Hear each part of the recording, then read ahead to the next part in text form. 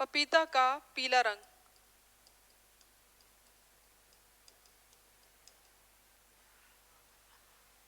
I hope आवाज चली गई थी, तो इसको एक बार मैं फटाफट से रिकॉल करा देती। सबसे पहले हम लोगों ने क्या देखा था, तो सबसे पहले हम लोगों ने इसमें देखा है लवक के बारे में। जल्दी से मैं करा देती हूँ, आई थिंक आवाज नहीं आ रही थी, तो अब कोई बात नहीं, इसको रिवाइज कर लेते अपन जल्दी से। हमने देखा था लवक जो होता है उसका लाल रंग किस कारण से होता है, सॉरी, लवक जो होता है इसको इंग्लिश में प्लास्टिड कहते हैं। और लवक चूंकि किस में पाए जाते हैं, तो लवक जो होती है पादप कोशिका में पाए जाते हैं, ये एनिमल सेल में नहीं पाए जाते हैं। लवक चपटे गोलाकार रंगीन एवं रंगहीन होते हैं। बात करते हैं इसकी खोज की, तो ये हैकेल ने इसकी खोज की थी। जबकि इसका नामकरण किसने किया था, तो शिम्पर ने इसका नामकरण किया था। लवक प्लांट सेल का सबसे बड़ा क्या होते हैं, ये अंग होते हैं, ठीक है। और रंग के आधार पर यानी कलर के आधार पर हमने लवक पढ़े हैं 3 प्रकार के। सबसे पहले हमने देखा क्लोरोप्लास्ट पढ़ने वाले हैं, दूसरा हम ल्यूकोप्लास्ट और तीसरा हम क्रोमोप्लास्ट पढ़ने वाले हैं, ठीक है। आगे बढ़ते हैं, और जिसमें हम सबसे पहला देख रहे हैं कौन सा, क्लोरोप्लास्ट, जिसको कहते हैं हम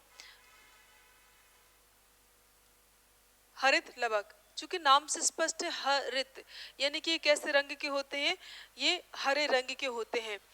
इनका हरा रंग क्यों होता है, क्योंकि इसमें क्लोरोफिल नामक पिगमेंट पाया जाता है। और जो क्लोरोफिल होता है इसमें कौन सी धातु उपस्थित होती है, तो मैग्नीशियम धातु का इसमें परमाणु पाया जाता है।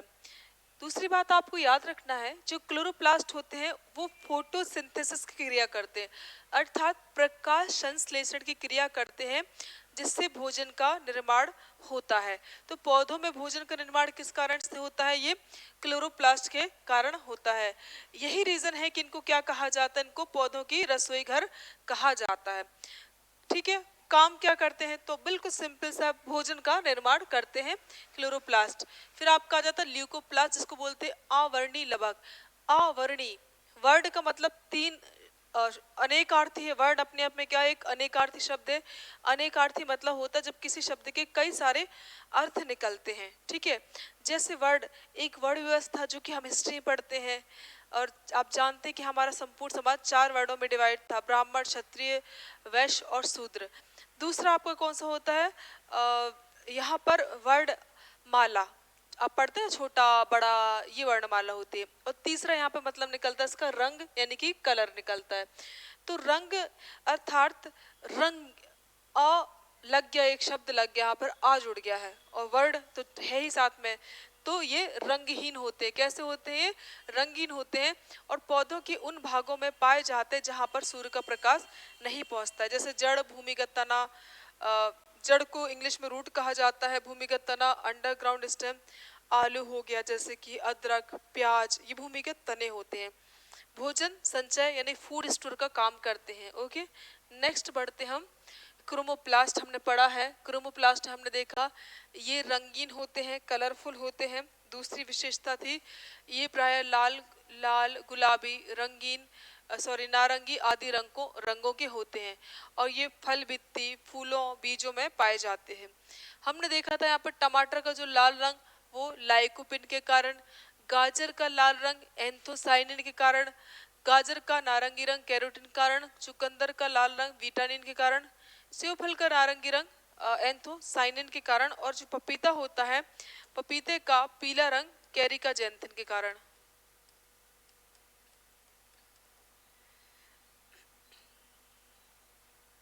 कैरिका जैंथिन के कारण। हल्दी का पीला रंग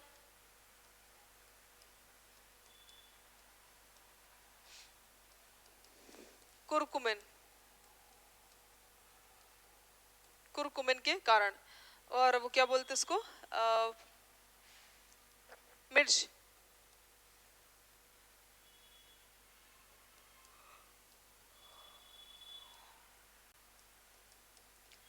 कैप्सिंथिन के कारण।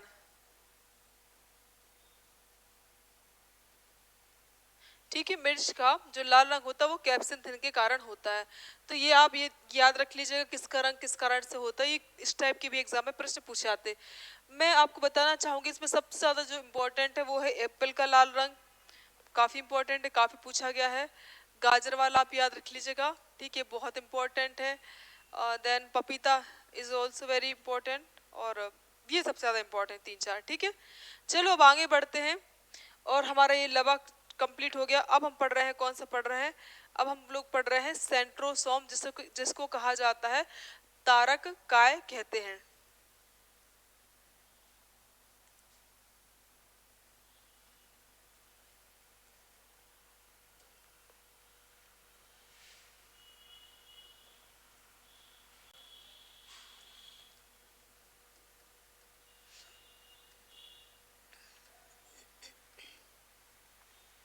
क्या कहते हैं इसको, तारक काय। आप सभी लोग जानते हैं ये संरचना होती है तारक काय, ये एनिमल सेल में पाई जाती है, प्लांट सेल में नहीं पाई जाती है। तो खोज, सबसे पहली बात, इसकी खोज किसने की थी, बोबेरी ने।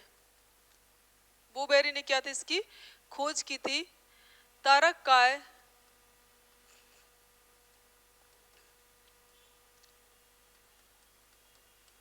जंतु कोशिका में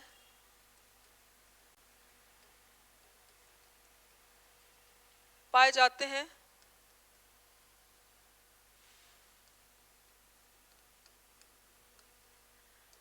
प्लांट सेल में नहीं, प्लांट सेल में नहीं।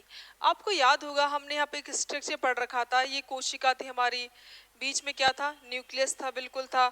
और इसके ऊपर जो न्यूक्लियस होता है, इसके ऊपर क्या था, इस टाइप की एक संरचना उपस्थित थी, जिसे हम क्या कहते थे, सेंट्रोसोम कहते हैं। सेंट्रोसोम के भीतर क्या होते हैं, दो कणनुमा संरचना पाई जाती है, जिन्हें कहते थे सेंट्रियोल कहते थे। क्या कहा जाता है इनको, सेंट्रियोल कहा जाता है। आप इसको इस टाइप समझ सकते हो, लाइक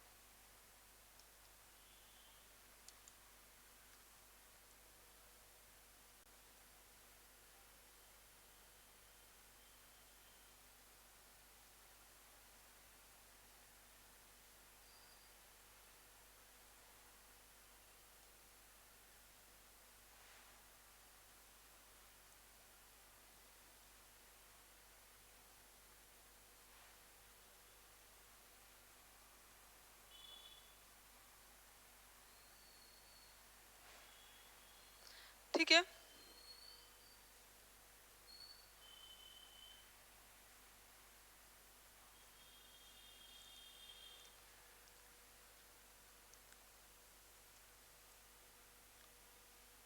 ये सेंट्रियोल है, 2 सेंट्रियोल, 2 सेंट्रियोल, ठीक है। तो अब होता क्या है, करते क्या है, इनका जो काम होता है, ये सेंट्रोसोम, सेंट्रोसोम के भीतर जो कड़नुमा दो संरचना रहती है, ठीक है, इस तरह के रहते हैं, देखेंगे अगर इनको आप माइक्रोस्कोप की सहायता से, तो इन्हें सेंट्रियोल कहते हैं। यहाँ से प्रश्न पूछा था, काफी ज्यादा इंपॉर्टेंट है। सेंट्रियोल मतलब ऐसे पूछेगा आपसे, बताइए स्पिंडल फाइबर का निर्माण किसके द्वारा किया जाता है, तो ये किया जाता है आपके सेंट्रियोल के द्वारा। अब बोलो क्या होते हैं, तो सुनिएगा, कुछ नहीं है। जब क्या होता है, सेल डिवीजन होता है, कोशिका विभाजन होता है, तो ये जो सेंट्रियोल है वो कहाँ पहुंच जाते हैं, यहाँ पर पहुंच जाते हैं, ध्रुवों पर पहुंच जाते हैं। कहाँ पहुंच जाते हैं, ध्रुवों पर पहुंच जाते हैं। और यहाँ पर क्या होते हैं, यहाँ पर आपके जो यहाँ पे क्या चिपके रहते हैं, यहाँ पर ये गुणसूत्र आके क्या हो जाते हैं, यहाँ पर चिपक जाते हैं। इस तरह से क्या होता है, ऊपर सबसे पहले सेंट्रियोल पहुंच गए, सॉरी सेंट्रियोल ध्रुवों पर पहुंच जाते हैं, और फिर यहाँ पर क्या होता है, जो गुणसूत्र होते हैं वो आकर लग जाते, चिपक जाते हैं। इस संरचना को हम क्या कहते हैं, इसे बोलते हैं स्पिंडल फाइबर कहते हैं, यानी तरकु रेशा। तो यहाँ पर जो आपको बात याद रखनी, वो यही याद रखनी है कि कोशिका विभाजन के समय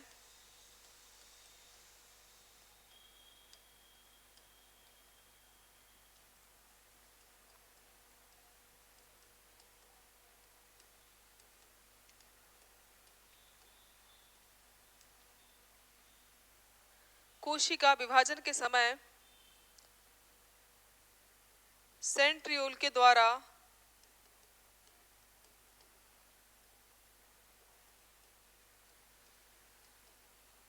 स्पिंडल फाइबर यानी कि तरकु रेशा का निर्माण किया जाता है, का निर्माण किया जाता है। आगे बात समझ में, ठीक है, किसका निर्माण किया जाता है, कोशिका विभाजन के समय सेंट्रियोल के द्वारा स्पिंडल फाइबर का निर्माण किया जाता है। इसमें जो याद रखने वाली बात है वो यही है, ठीक है, तो आप इसको भी याद रखिएगा। ये सेंट्रोसोम आपका हो जाता है, ठीक है। अगला हम कौन सा ले रहे हैं? अगला हम ले रहे हैं गोल्जी काय।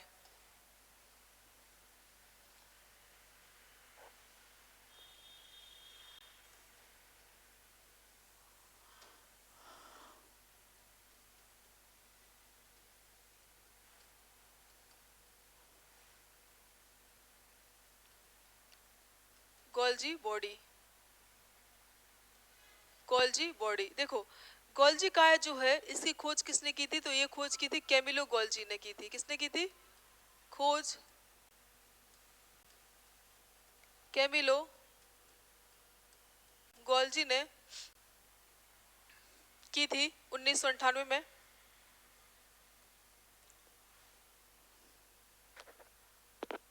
जो कि इटली के थे।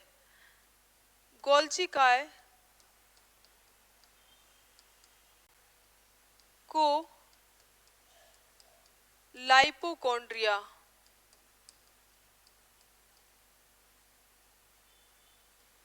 गोल्जी काय को लाइपोकॉन्ड्रिया भी कहा जाता है।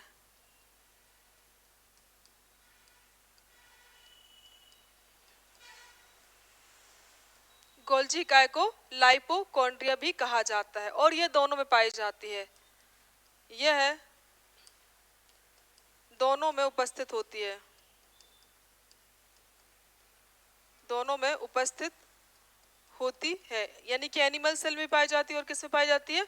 प्लांट सेल में। लेकिन प्लांट सेल अर्थात पादप कोशिका में इसको क्या कहते हैं? इसको डिक्ट्योसोम कहा जाता है। पादप कोशिका में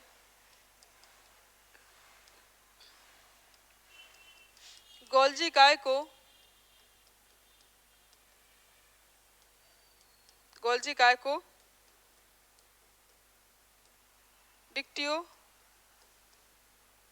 डिक्ट्योसोम कहा जाता है।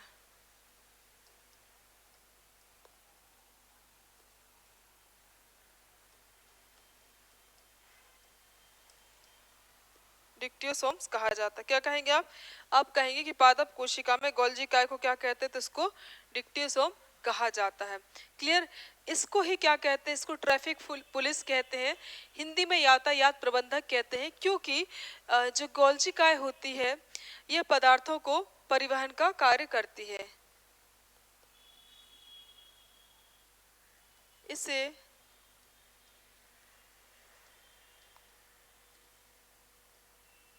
यातायात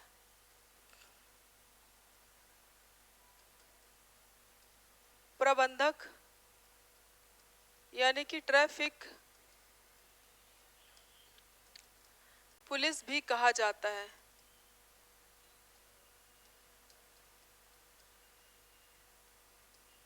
इसे ट्रैफिक पुलिस भी कहा जाता है, अर्थात यातायात प्रबंधक भी कहा जाता है। काम क्या करती है? तो यह इसका जो काम है, इसका फंक्शन है, यह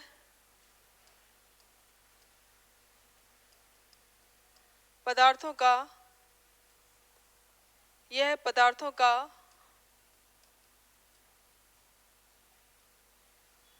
परिवहन करती है।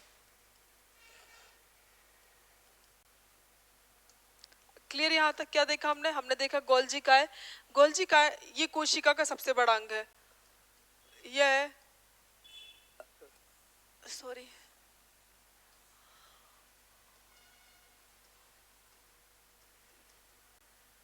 यह कोशिका का सबसे बड़ा अंग होता है। इसकी खोज कैमिलो गोल्जी ने सन 1998 में की थी।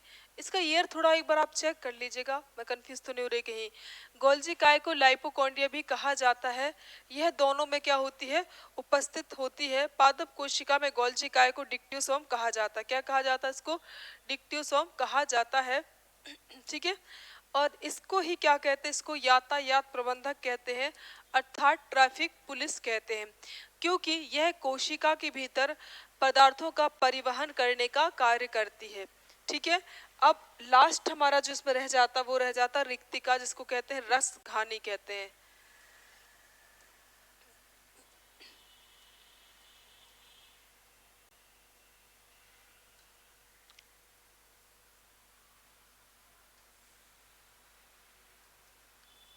वैक्यूल्स, रिक्तिका, इसको ही रस घानी भी कहते हैं। ठीक है, देखिएगा, रिक्तिका या रस घानी यह एक ऐसी संरचना होती है जो प्लांट सेल और एनिमल सेल दोनों में ही उपस्थित होती है, लेकिन प्लांट सेल में कैसी होती है, तुलनात्मक रूप से ये बड़ी होती है।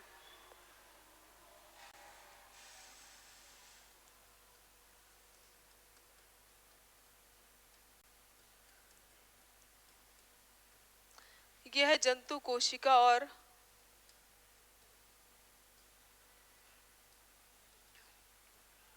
पादप कोशिका। यह जंतु कोशिका और पादप कोशिका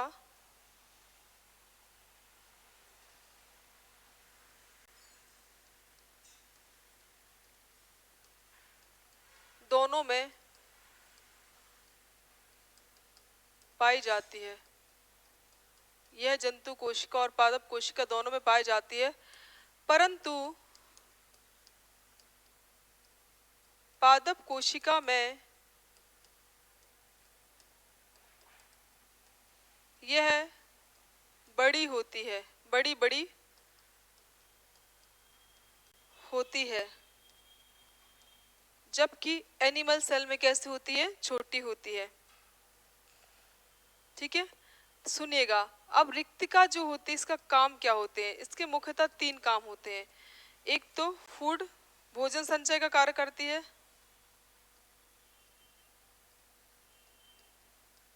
यह भोजन संचय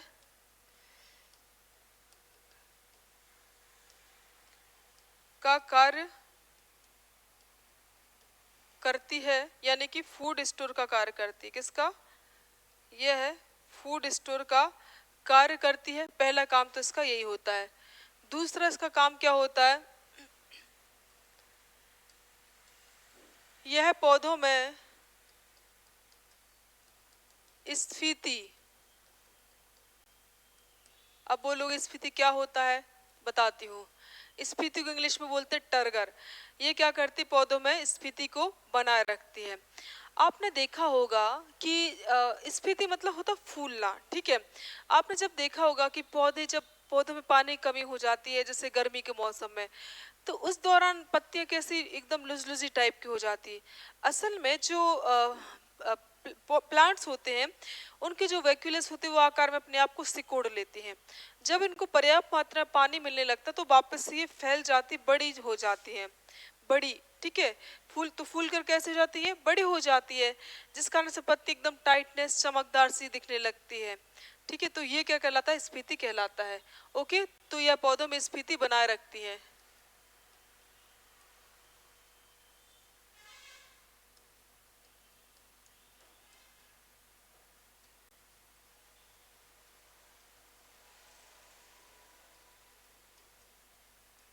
ये पौधों में स्फीति बना रखती है। अगला एक इसका इंपॉर्टेंट काम क्या होता है, रिक्तिका रस में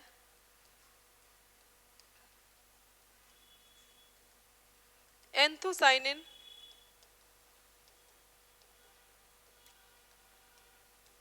पाया जाता है।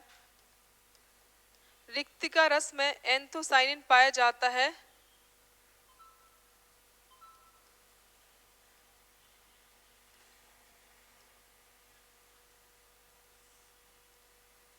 ठीक है, जो क्या काम करते हैं, जो फूलों एवं फल पत्ती को रंग देते हैं, जैसे कि गुलाबी रंग का, नारंगी रंग, लाल रंग, तो ये क्या करते हैं, रंग प्रदान करने का भी काम करते हैं।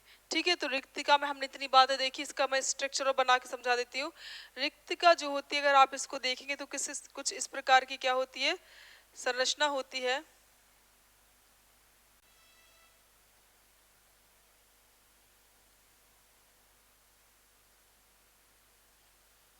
ठीक है, ये इस टाइप की संरचना मान लीजिए, और इसके चारों तरफ क्या पाई जाती है, मेम्ब्रेन पाई जाती है, झिल्ली पाई जाती है, झिल्ली पाई जाती है, जिसे क्या कहते हैं, टोनोप्लास्ट कहते हैं।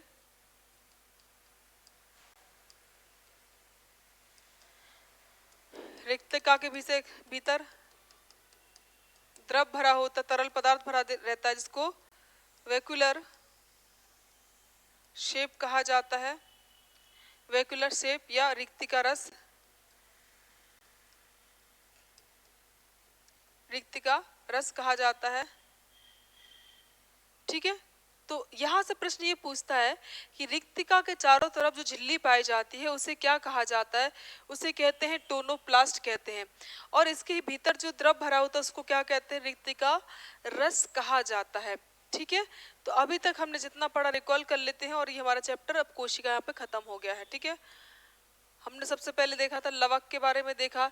लवक को हम कहते हैं प्लास्टेड कहते हैं। क्या कहते हैं? प्लास्टेड कहते हैं। और यह चूंकि कैसा होता है,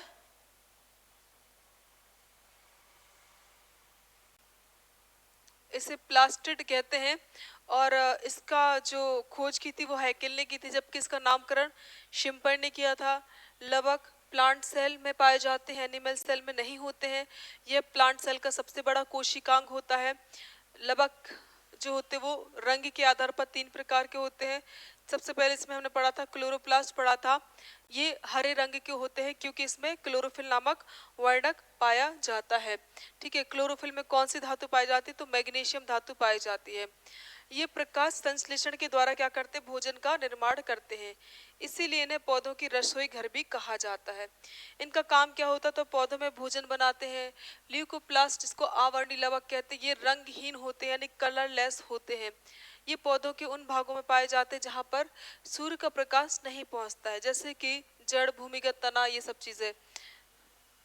फिर हमने देखा था क्रोमोप्लास्ट, जिसको बोलते हैं, क्रोमो मतलब होता है रंगीन। ठीक है, रंग, अर्थात ये कैसे होते? रंगीन होते हैं। और ये इनके कारण ही जो पत्तियां वगैरह, फल, भित्ती, ये सब कैसे होते? कलरफुल। जैसे हमने पढ़ा था टमाटर का लाल रंग, ये लाइकोपिन के कारण होता है। गाजर का लाल रंग एंथोसाइनिन के कारण होता है।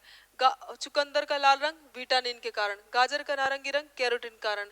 सेव फल का नारंगी रंग लाल रंग एंथोसाइनिन के कारण। पपीते का पीला रंग कैरिका जेंथिन कारण। हल्दी का पीला रंग कुरकुमिन। मिर्च का लाल रंग कैप्सिथिन के कारण होता है। फिर हमने पढ़ा था तारक काय, जिसको कहते हैं सेंट्रोसोम कहते हैं।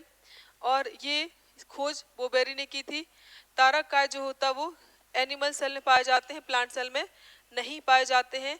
कोशिका विभाजन के समय सेंट्रियोल के द्वारा स्पिंडल फाइबर यानी कि तरकु रस्सी का निर्माण किया जाता है। ठीक है, चलेगा। गोल्जी काय, कैमिलो गोल्जी ने इसे खोज की थी। और गोल्जी काय को लाइपोकॉन्ड्रिया भी कहा जाता है। और यह जो होता है वो किस में उपस्थित होता है? तो ये दोनों में पाया जाता है, यानी कि एनिमल सेल में भी होता है, प्लांट सेल दोनों में ही उपस्थित होता है। पादप कोशिका में गोल्जी काय को डिक्टियोसोम कहा जाता है। यह कोशिका का सबसे बड़ा अंग होता है। इसे ट्रैफिक पुलिस भी कहा जाता है क्योंकि यह कोशिका में पदार्थों का क्या करती है? परिवहन करती है। वैक्यूलस रिक्तिका, जिसे रसघानी भी कहते हैं, और यह एक ऐसी संरचना है जो एनिमल सेल और प्लांट सेल दोनों में उपस्थित होती है। लेकिन प्लांट सेल में कैसे होती है? बड़ी बड़ी होती है। इसका मेन फंक्शन भोजन का संचय करना होता है। पौधों में स्फीति अर्थात टरगर बनाए रखती है। रिक्तिका रस में एंथोसाइनिन पाया जाता है जो इसे रंग देते हैं, जैसे कि गुलाबी रंग, पीला, नारंगी, है ना, ये सारे। ठीक है, तो ये हमारा कोशिका यहाँ पर चैप्टर कंप्लीट हो जाता है। इसमें हमने सारी चीज़ें कवर कर ली। हमने माइटोकॉन्ड्रिया पढ़ लिया, देन हमने केंद्रक के बारे सब, माइटोकॉन्ड्रिया, लाइसोसोम, गोल्जी काय, सेंट्रोसोम, सब कुछ हमने कवर कर लिया। अब हम नया चैप्टर लेने वाले हैं। ठीक है, तो अगली क्लास में मिलेंगे हम एक नए चैप्टर के साथ। ये पढ़ लीजिए आप, मैं इसके क्वेश्चंस भी लगवा दूंगी आपको। तो फिर अपना ख्याल रखें आप सभी लोग। जय हिंद साथियों।